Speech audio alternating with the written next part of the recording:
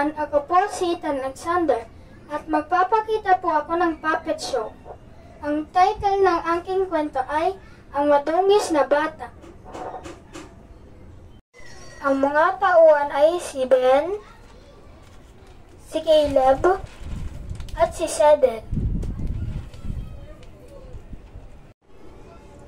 Isang araw, naglalakad ang madungis na batang si Ben patungo sa palaruan para humanap ng makakalaro. Habang lumalakad si Ben, ay nakarinig siya ng tunog mula sa tabi ng puno. Nagpasya siyang tignan kung anong tunog iyon.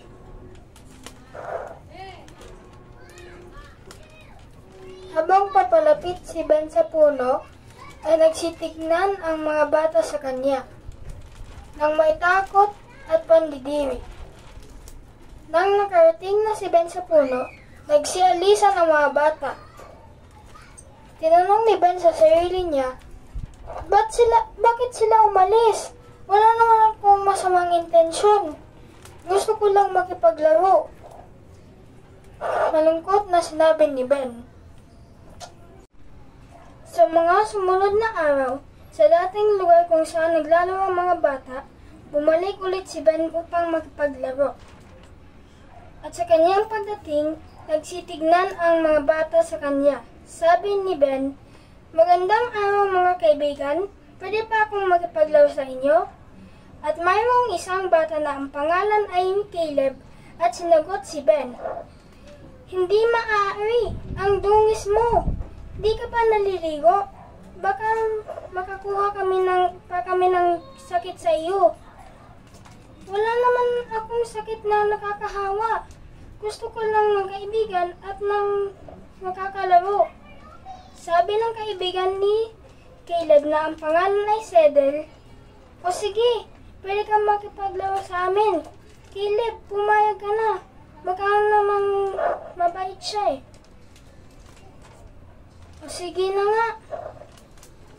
Naglaro silang tatlo hanggang sa mapagod sila.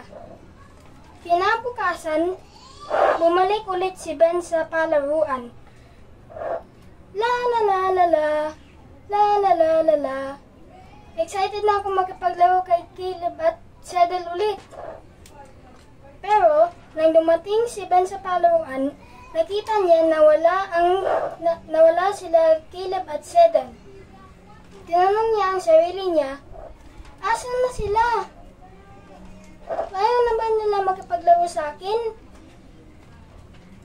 Tumalikod si Ben at humakbang ng ilang hakbang.